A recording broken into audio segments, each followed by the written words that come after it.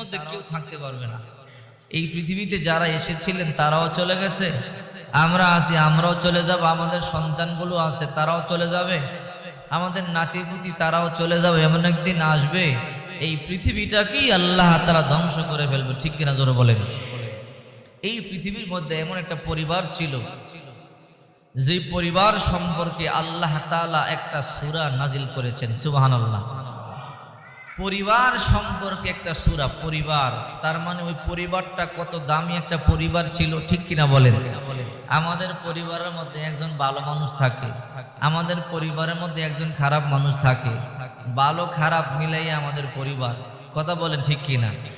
কিন্তু এই পৃথিবীর মধ্যে একটা পরিবার ছিল, এই পরিবারটা এমন সুন্দর ছিল যে পরিবারকে নিয়ে আল্লাহ একটা সূরা নাজিল করেছেন, আলে ইমরান, ইমরানের পরিবার, সুবহানাল্লাহ বলেন। তার মানে ইমরান লোকটা কেমন ছিল, অথচ ইমরান লোকটা নবী ছিল না, তারপরও এই লোকটা কেমন ছিল, তার স্ত্রী কেমন ছিল, তার সন্তান কেমন ছিল, যার ব্যাপারে আল্লাহ তাআলা সূরা নাজিল করেছেন। আর এই সূরার মধ্যে একটা মেয়ের ব্যাপারে, একটা নারীর ব্যাপারে আল্লাহ আলোচনা করেছেন। গোটা কোরআনের মধ্যে আল্লাহ কোনো নারীর নাম উল্লেখ করেন নাই, শুধুমাত্র এই নারীটার নাম উল্লেখ করেছেন। বলেন তো নারীটা কে? হযরত মারিয়াম, জোরে বলেন নাম কি? মারিয়াম, সুবহানাল্লাহ। এই মারিয়াম স্বামী ছাড়া সন্তান জন্ম দিয়েছেন পৃথিবী বিখ্যাত একজন নবী ঈসা রুহুল্লাহকে, সুবহানাল্লাহ বলেন। এরপরও এই মারিয়াম কি দুনিয়াতে আছে? ঈসা নবী কি দুনিয়াতে আছে? নাই। দেখেন এই মারিয়ামের বাবা মা ছিল, বাবার নামটাই ছিল ইমরান, সুবহানাল্লাহ বলেন। মারিয়ামের বাবার নাম ছিল কি? মায়ের নাম ছিল হান্না। এত নেককার ছিল, এত পরহেজগার ছিল, যা বলে বোঝানো যাবে না। বয়স হয়ে গেছে কিন্তু সন্তান নাই, বৃদ্ধ হয়ে গেছে, শেষ বয়সে এসে গেছে কিন্তু সন্তান নাই। আল্লাহর কাছে খালি কান্দে, আল্লাহ সন্তান দাও, সন্তান দাও, কিন্তু আল্লাহ সন্তান দেয় না। এত নামাজ পড়ে, এত ইবাদত বন্দেগী করে, এরপরও আল্লাহর কাছে চায়, কিন্তু আল্লাহ তাআলা দেয় না। আর আমরা দোয়া করে না পাইলে বলি, আল্লাহ আমার কি চোখে দেখে না? কথা বলে ঠিক কি না? আল্লাহ কি আমার দেখে না? এত দোয়া করি, আল্লাহ আমার দোয়া কবুল করে না। আমাদের যা ইবাদত, ইবাদতের চাইতে বেশি আমাদের গুনাহ, ঠিক কিনা বলে। আর তাদের গুনাহ ছিল না, শুধু ইবাদত। তারাই দোয়া করতে করতে করতে করতে বুড়া হয়ে গেছে, তারপর আল্লাহ দোয়া কবুল করে না।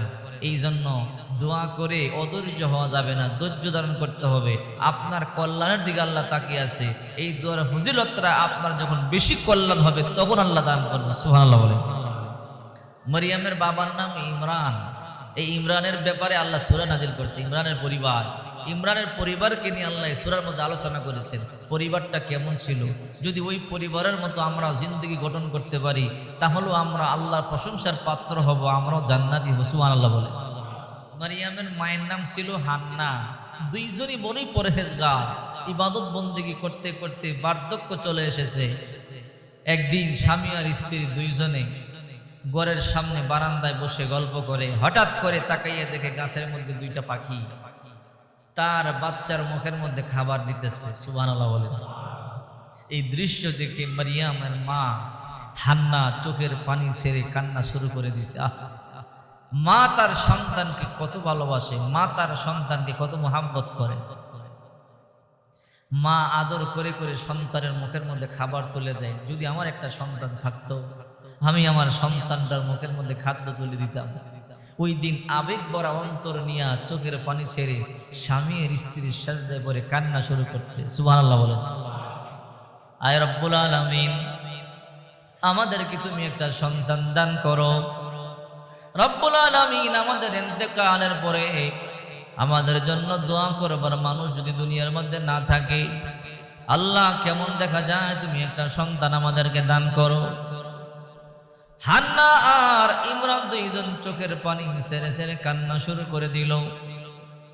আবার মারিয়ামের মা হান্না মানত করলো, আল্লাহ আমাকে তুমি যে সন্তানটা দান করবা, এই সন্তানটা আমি তোমার নামে উৎসর্গ করে দেব তোমার রাস্তায়।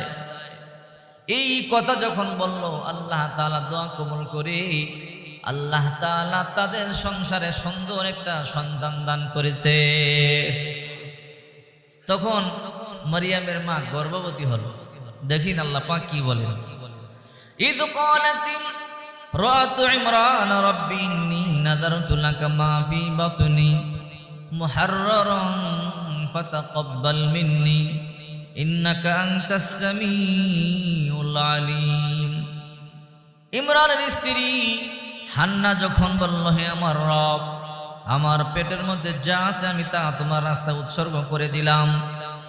আল্লাহ তুমি তাকে নিরাপদে রাখিও আর আমার পক্ষ থেকে কবুল করে নাও। ইন্নাকা আনতাস সামিউল আলিম, নিশ্চয়ই তুমি সব দেখো এবং সব জানো। এই কথাটা আল্লাহর কাছে এত পছন্দ হয়েছে, আল্লাহর কাছে উৎসর্গ করে দিবে আল্লাহর রাস্তায়। এই কথা বলবার পরে আল্লাহ তাআলা মরিয়মের মায়ের দোয়া কবুল করে তার গর্ভে আল্লাহ সন্তান দিয়েছে।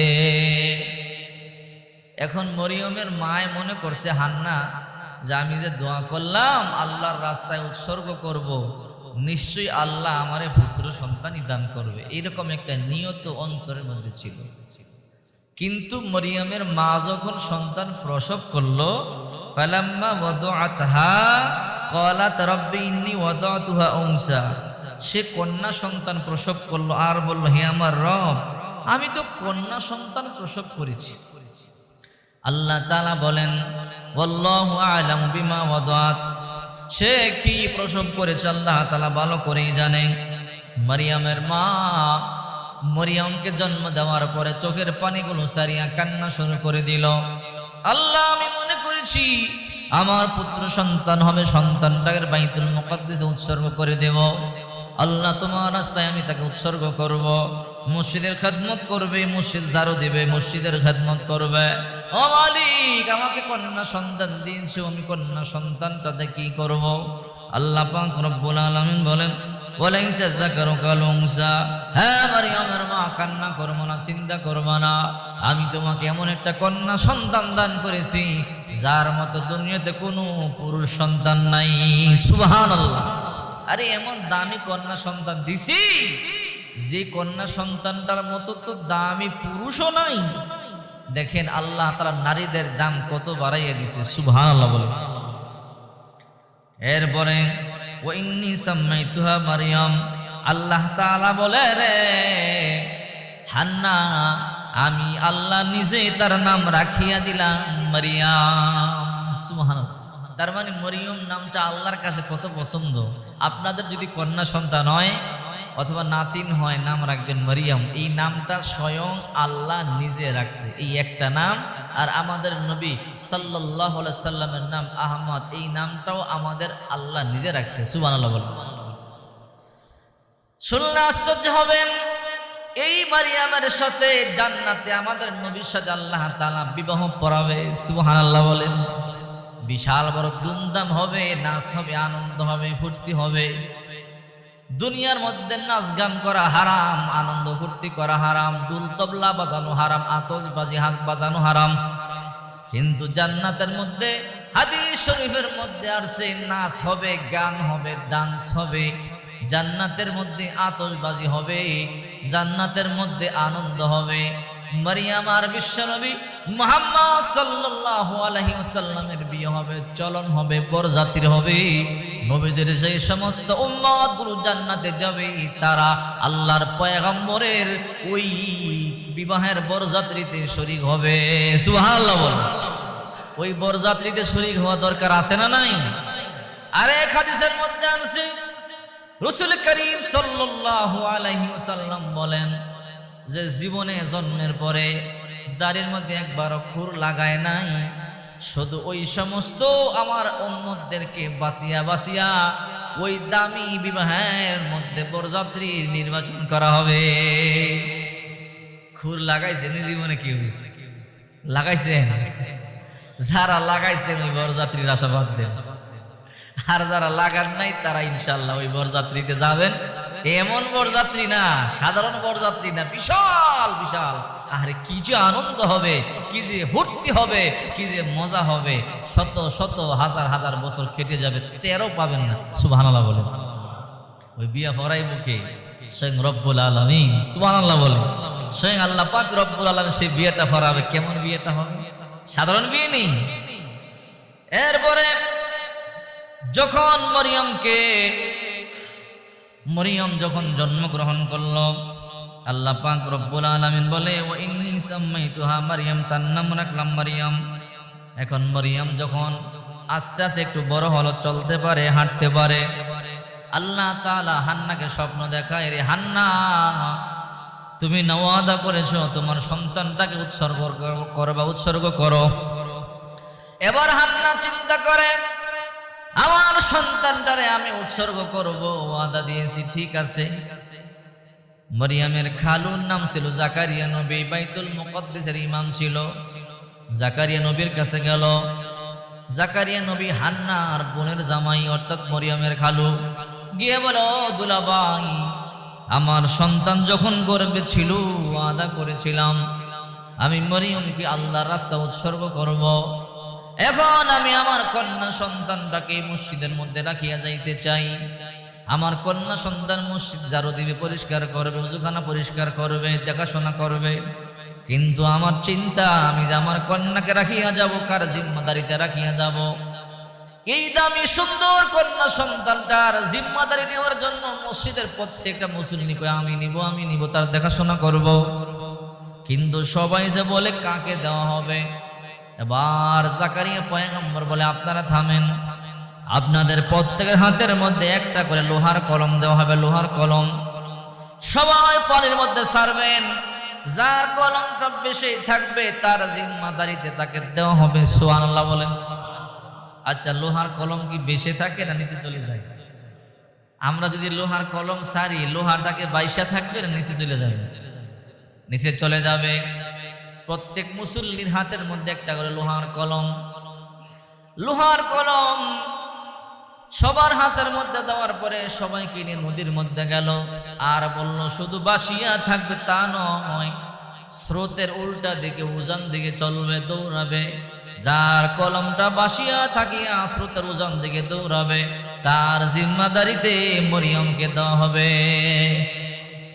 এবার সবাই হাতের কলম সমুদ্রের মধ্যে ছেড়ে দিয়েছে, সবার কলম পানির নিচে ডুবিয়া গেছে। একজন ব্যক্তি জাকারিয়া নবী তার কলম বেশে রইয়া দৌড়াইয়া উজান দিকে চলতে শুরু করলো। সুবহানাল্লাহ।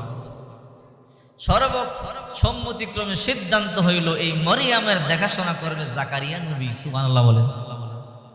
এবার জাকারিয়া পয়গম্বর মেহরাবের পাশে একটা সুন্দর করে ঘর বানাইয়া দিল। রে মরিয়ম, এই ঘরের মধ্যে তুমি থাকবা, এই ঘরের মধ্যে তুমি ঘুমাইবা। বাড়ি থেকে খাবার আসবে, তোমাকে খাবার দেব, তুমি খাবার খাইবা, মসজিদটা পরিষ্কার করবা। তোমার মা যেহেতু মান্নত করেছে তোমাকে উৎসর্গ করবে, সেই জন্য তোমাকে মসজিদের মধ্যে থাকতে হবে। মসজিদের মেহরাবের পাশে মরিয়মের জন্য বাহিরে সুন্দর করে একটা ঘর বানাইয়া দিল। আর জাকারিয়া পয়গম্বর মরিয়মের জন্য খাবার নিয়ে যায়, মরিয়ম খাবার খায়, মসজিদটা পরিষ্কার করে। হযরতে জাকারিয়া পয়গম্বর যখন মেহরাবের কাছে মেহরাবের ভিতরে মরিয়মের কাছে যাইতো, গিয়াই দেখতো জান্নাতি সুন্দর সুন্দর রকমের ফলমূল দেখা যায়। সুবহানাল্লাহ।